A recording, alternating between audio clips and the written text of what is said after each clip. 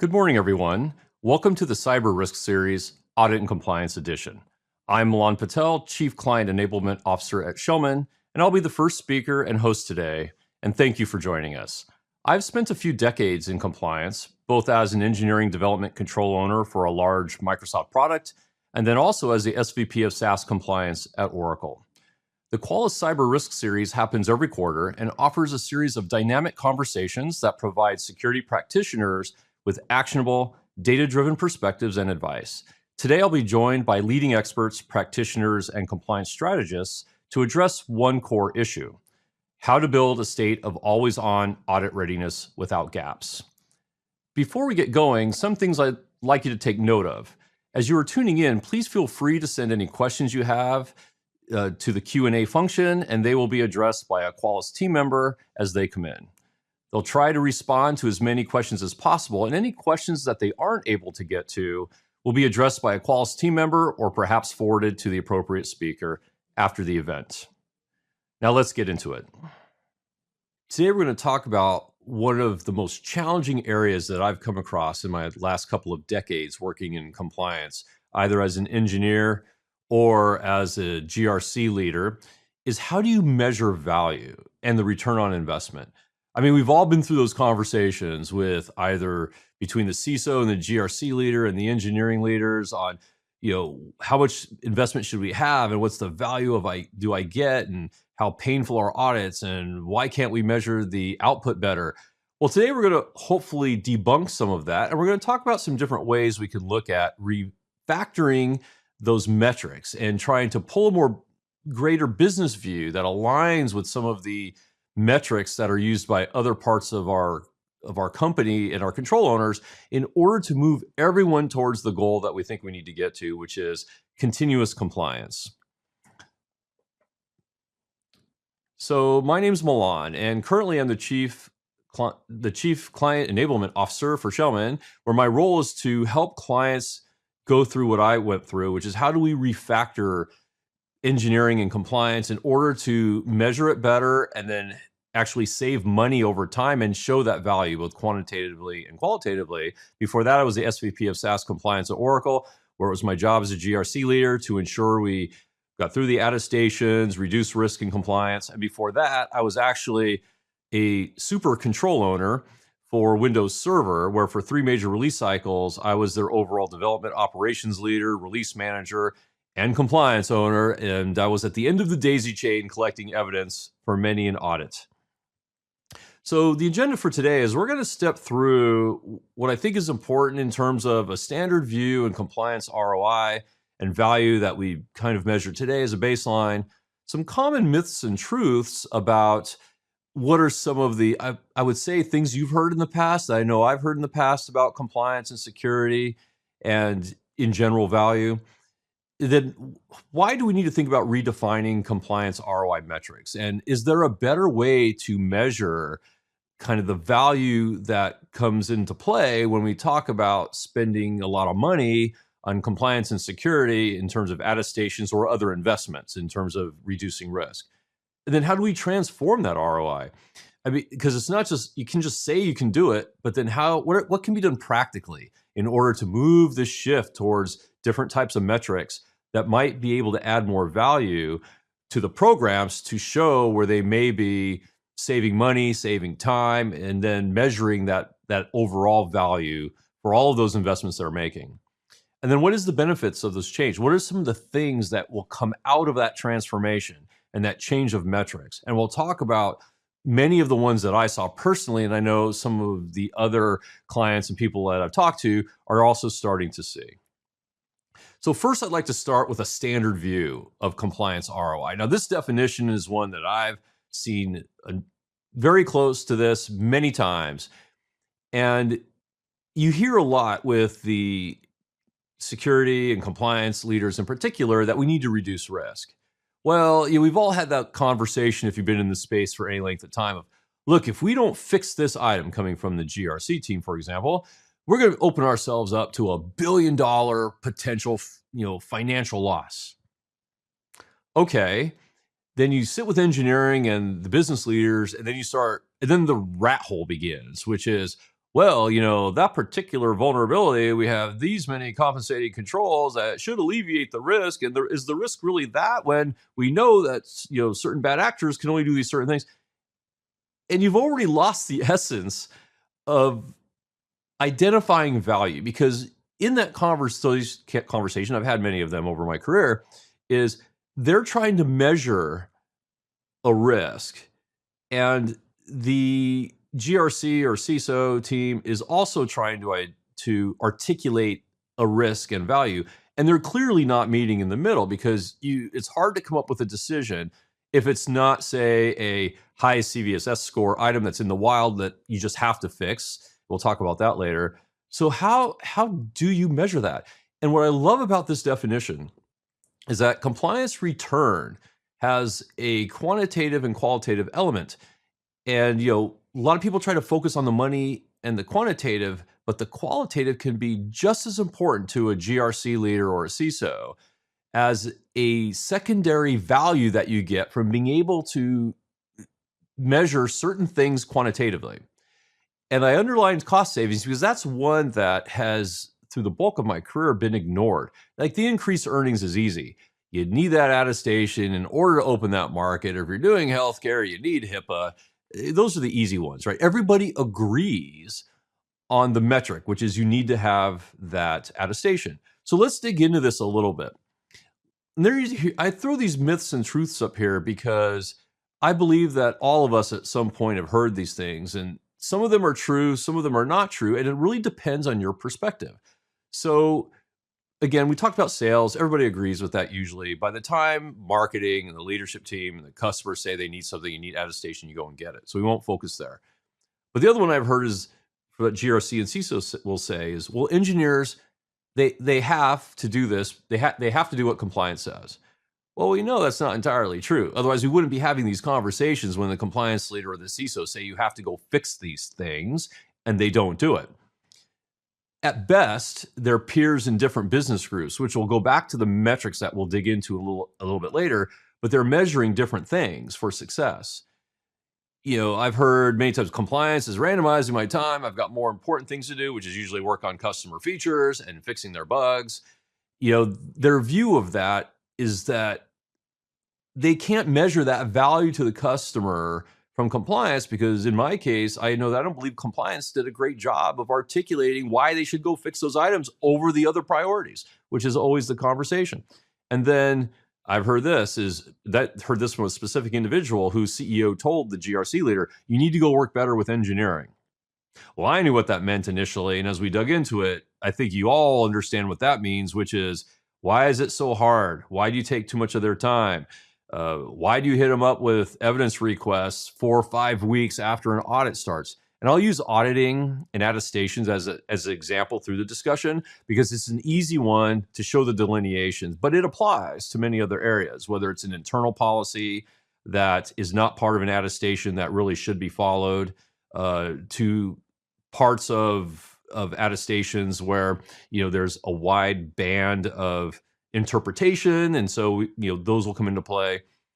And then if you look at history, generally compliance and the CISOs have, this is a generalization, but they have what I used to call the blank checkbook and the bat. I mean, in the end, all leaders know you have to invest something into security and compliance. Minimally, that will come from just doing attestations for SOC 1, SOC 2, which I hate to say it, but for some smaller companies ends up becoming the de facto compliance and security program, though it shouldn't. And that attestations have not significantly evolved for 20 years in how the process is done. Like, let's use the example of engineering, of development. They went from waterfall to agile to DevOps to DevSecOps. The release cycles have gone from 3 years to 1 year to 6 months to weekly to daily. And the processes of how you do those things have had to change. But in the space of attestations, as an example, and this holds true for lots of the compliance and security areas, those practices of how you get through those has not really changed much. You get a spreadsheet with email, and it it doesn't like integrate with the engineers or the control owners, way they track work, and it just causes all sorts of issues. So this is part of that revolution and transformation I'm talking about, which is, the process has to change to the goals of scalability and value that can be measured, because now you can't just come in once a year for 6 weeks and do, 1 or 2 audits. You have to do audits continuously. And we'll talk about the value of continuous compliance and how this plays into that a little bit later. So, okay, let's talk about traditionally, and we're going to use attestation again as the example. How did security and compliance really measure success? And for attestations and audits, it was, I have to collect 450 pieces of evidence. They got in, they got to the auditor, they finally got signed off at the end of the day, and sometime, which is probably late, down the road, is an audit report spit out. There was some things that had to get fixed. The customers are complaining because the audit reports come out on a non-standard schedule because there's all these issues that had to be taken care of that were found in the audit, which is when they shouldn't be found. And it's just not really a metric that means anything. And also as a control owner, I used to get asked for things like, how many security bugs did you fix? How many privacy bugs? And if you think about it, even if you have a bunch of Sev 1s that you fixed, a bunch of Sev 2s and 3s you fixed, but you didn't fix 1 or 2 Sev 1s, did you still add value? Because maybe that's one of those Sev 1s was more important than 3 or 4 of the Sev 2s. So anyway, I'm just saying that that's an example of how people are just not aligned on what the value is, because the engineers I worked with, they weren't really measured on how many security bugs and privacy bugs were fixed, at least not when I was doing it. It wasn't about a number, but yet I was asked for the number because somebody else in GRC wanted to know, how many issues did you fix? And so again, they're not really meeting the minds in terms of value. So then you've already read it on the slide, but for engineering, and this is because I manage the workload of thousands of engineers, their number one metric is time. And if you think about your security and compliance programs, do you measure time that you're taking from the engineering? Because it really is this aspect of they're prioritizing a bunch of work. And if you cannot measure how that work's being related to what they know, which is development, and we talked about their schedules, they do sprints, they know weekly how much work that has to get out and how much they're investing in it. And they know the value ends up being a customer feature that there's been an ask for, or leadership team says you have to do, that's going to release on a certain date, or you're fixing a bunch of bugs the customers were complaining about. That's more measurable to them, and they measure their workload in time. And it's really difficult for attestations to measure time because every control is different. Control owners will don't have a standard measurement of time that they would use amongst themselves. And it was, frankly, it was a white whale for me. I could never really figure out how to accurately get this time from the control owners, because again, they think about it differently. They might start it one day, finish it another day. They don't just work it straight through. So what does all this cause when these metrics don't map? Is this friction, and it's this friction between the leaders, who this leader says we have to go fix something. This leader doesn't understand why.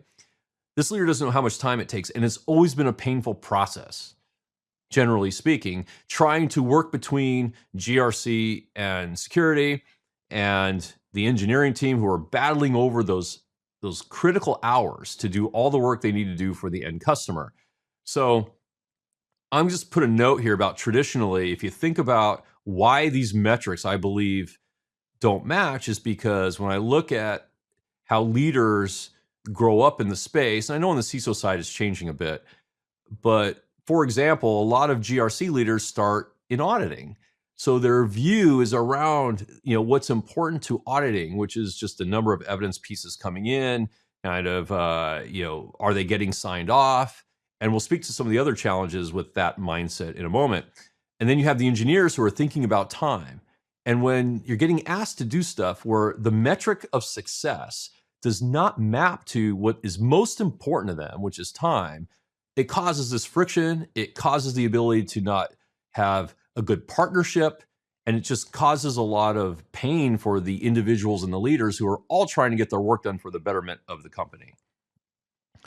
Okay, so now that if we agree that the engineers and control owners are measuring their time that it takes them to do work, which we know they are. So what should an appropriate metric for compliance and security, at least in terms of attestation, be in order to compete with that aspect of time? And so as a GRC leader, and even as an engineer who had to do GRC, I set this goal here. This was my goal, was to reduce the time that engineers, and that means control owners, spend on security and compliance in terms of attestation to zero. Now, I've had people question me, says, what do you mean engineers aren't going to spend time on security and compliance? No, this doesn't say that. They are going to spend time, and it's here because I'm not saying spend zero time. It's reduce the time they spend to zero. And that has an important aspect of their thinking, that reducing it to zero means reducing any amount of work that isn't necessary, which means that when we talked about the definition earlier, reduce, focus on cost savings, you're reducing the touch of engineers on security and compliance. Not saying they won't do it, but reducing their touch to zero. So as the example is unplanned work, and we will talk about what it means in terms of attestation, because it's the easiest example to show improvement. How many times when you do an audit, do the audit attestation firm come back for more information, for clarification, the evidence? They gave you an instruction, but clearly it wasn't complete and accurate because they needed more information, or they're digging around for other things that are not part of the control they're there to validate. And that's really what I call unplanned work. So think about it in terms of a code regression. You write a piece of code, it gets tested. If it comes back, it's a regression. Every regression is more expensive to fix than having a good piece of code. And this is a place where I don't believe most firms actually hold their auditor to the metrics that are important. So let's talk about even the difference between how they measure success and how they make money. Most audit firms, unless they're like Showman, who's fixed fee, they make money by billing hours. So if my goal is to reduce the touch of my engineers on evidence to zero, that means I will reduce the hours that an audit firm spends on my project, which means I should reduce the money they make from me, right? How misaligned are those? Audit firms are usually hourly rated. And so the more hours they have to review your evidence or clarify things, the more they get paid. It's completely different than the metric that I have, which is to reduce that touch to zero by having great evidence instructions that I know will make it all the way up the chain the first time I collect them. So see how the metrics frame the experience that you have. And if you truly make the engineer the focus of the metric, which is saving them time, then it impacts how you do the compliance and the security in order to let them be more successful. Because in the end, they're the ones that are going to do the work.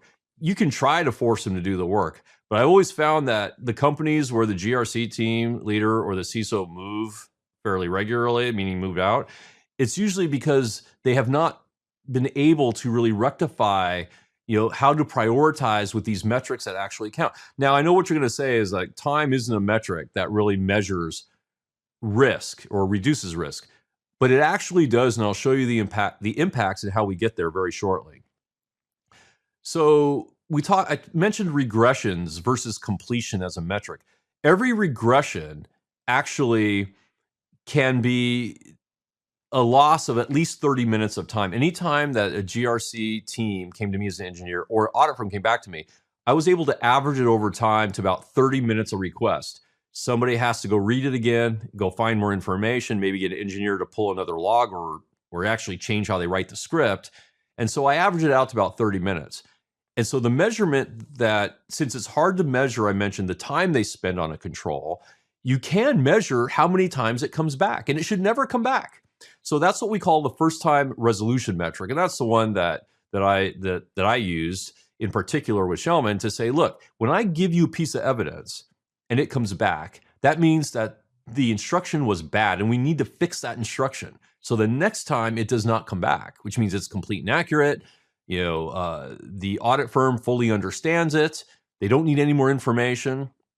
So it's not about collecting the evidence. It's about how you collect it and how you work to reduce the time that you spend on it, and you track and measure that metric in a really distinct way. Like, you cannot allow people then pick up a phone. You have to track it in tickets. You have to be able to have reports that show when this piece of evidence comes back, does somebody get assigned that piece to go fix the control, or not the control necessarily, but the evidence collection. So you have to move away from spreadsheets and move to tickets and tasks that are actually in the engineer's critical workflow. If it's not there, they're not going to see it. They can't actually plan for it. And so that, along with integrating better with the engineering schedule, is extremely important. And I can tell you that when I was an engineer, it didn't seem that the GRC team even cared what my engineering schedule was. They would try to schedule like items right in the middle of a critical period, where I understand that some audits have to happen on a period, but if they came to me 3-4 months in advance versus 30 days, I could have maybe negotiated a schedule change with the rest of my engineering team, so we're not doing a critical release right during the audit because I didn't have the information. And if you track the regressions, it will show, and you start cleaning that up, it can really show that you're a good steward of time. And I'll give an example here that I went through explicitly, where I was able to compare audit suppliers for the next upcoming year of work through doing a couple of parallel audits in the back end and tracking this FTR number. And I was reporting this to the engineering leader, senior engineering leader, who actually owned the engineering team and security and compliance. And I was showing them the stats saying, look, if I go with this one company, during the last audit, I was able to show that they had an FTR, first time resolution, of over 90%. And so the amount of evidence that came back was so low that the amount of time that was lost for unplanned work was I don't know, it was maybe less than 50 or 60 hours or something. And then I multiply that out by the 4 audits for 2 major products over the year. It was a couple hundred hours. The other audit firm had an FTR of, let's just say it was below 60. And so when I add up the number of items that came back, and then I extrapolated that out for the 4 audits times 2 services, it was thousands of engineering hours. And you could say that it's a rough high order of magnitude number, but that's the quantitative data of how many pieces I would have to go back and track and go back to engineering, go back to control owners. That's the quantitative. But the qualitative piece is the teams that worked with the firm that had 94%, they were not complaining about odds. As a matter of fact, 2 of their engineering leaders asked if I could use them versus the other one. It built a lot of qualitative value in the pain to the engineering team, that while you can't necessarily measure it with a hard number, it built confidence and trust between myself as a GRC leader and the engineering leaders that I had their best interests at heart, and I was helping them perform their mission better, which was to have more time to work on their engineering projects of feature development or bug fixes. As a matter of fact, I joked with the senior leaders saying, next time, because I did move everybody to that company for those audits. And I said, next time they complain that at least audit and compliance is causing them issues on their schedule, I'll just show you the report. We have this thing down to a science now where we're not wasting engineering time on it. So that is a more firm example of how you look at these savings. And he actually didn't even care about the couple $1 million of switching to this other firm because he dealt with $1 billion business. That's a rounding error. But the thousands of engineering hours, and he had me walk him through like the reports and even a few of the controls to show kind of where we had a better partner versus another to save that time. And he even told me that his engineering leaders weren't complaining about the compliance and the audits by the end of my tenure there, because we had basically figured out the metric that helped them. Okay, so now let's talk about the benefits. That's kind of how we get there. The real benefit here, qualitatively, is that you are a much better partner to your control owners and engineers, because you've aligned your business ROI, reducing their touch points as close to 0 as possible, which is a metric they care deeply about. Their time that they spend on things that they don't find are fun, which are security and compliance. it's not that they won't do it, but they want to know they're doing it efficiently and that you are helping them be efficient. It builds a lot of trust. And what I will tell you is that quantitatively, in the things I get fixed, they were more apt to do things I wanted to do, which may not actually have been part of the audit area because they saw how much value I provided them in reducing that pain in the audits. It gave me more leeway with them to do things. So now the most important thing here is I mentioned early on, like, how does this help you with continuous compliance? When you have the engineers reducing their touch points to 0 for security and compliance, which a lot of it's validation and checking things, well, now you can automate that. And I put that back on the engineers. I said, look, you have to go collect this evidence or check this every quarter or every year. Why don't it's on you to automate it now? The evidence will be so good that 95+% of the time it will get through an audit, which means it's a good spec for you to go automate against. So go automate it. And oh, by the way, why don't you put some threshold monitoring on that? So if it does get out of whack or the server goes down, you're not trying to reconstitute it later. And by the time that I left my last role doing this, they were assigning me engineers to automate this stuff because, again, you were giving them a way out of something that they don't want to do with a metric that's actually meaningful to them. So I actually had better continuous compliance because the engineers were automating all of the compliance pieces that they didn't want to touch because it was painful for them to spend time doing it. And a lot of times the time they had to spend doing it was at an inconvenient time for them. That is how you get better security and better overall compliance because it builds on itself little over little because as more attestations come in, more certifications come in that they have to go do, they've already automated a good number of them. They've built some more muscle memory towards this continuous compliance. And I do believe that by 2030, most companies should be engineering for continuous compliance. But you have to keep in mind the aspect of their time that they're trying to do all these different, functions for, whether it's feature development or not. Longer conversation on compliance as a feature, which is really what we're talking about here. But this is how you get to that continuous compliance space. And I can tell you it works because in my last role, we had a big bulk of the evidence that was being automated, that was already automated by the time I left. And there was more that was actually listed out to go do. And then selfishly, think about it as a leader of GRC or CISO where you've been able to implement this and you've alleviated a lot of pain for the engineering team and control owners through the metrics such as FTR. And even if you just reduce the pain on audit and attestation, which I know was always a big complaint point when I started, you're going to get a better review. So you're no longer an excuse to a problem, meaning that you're taking up time, but you become a champion and facilitator to free up their time to go do the other work that is equally as important, but probably more fun for them to do in engineering. So real quick summary is that compliance and security is much of an operational how problem as it is to what has to get done. And how do you integrate the leadership mindsets of value that will cover both areas and provide value to me, the end customer, which is really the engineering owners. And you have to invest in the transformation. It's not just going to happen.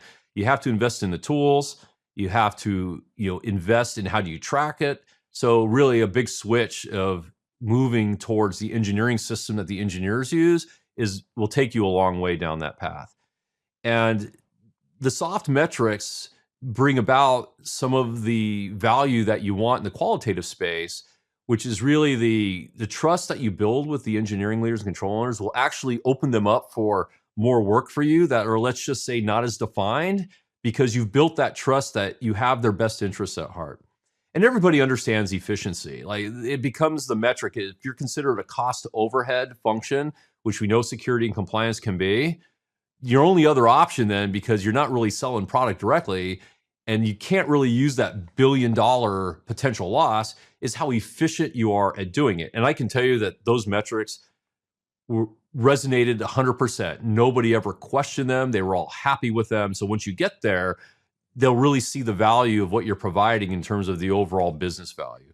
And in the end, you're just being a good steward of the company time and money Because if your own role in how you do security and compliance is not efficient, then it really is the same as, spending money in an area that could be better used someplace else. So I know that was a quick and dirty run through of it, and I know there are probably questions. I don't believe we have time to answer them here, but if you do have any questions, please feel free to reach out, and I'm happy to chat with you. Thank you.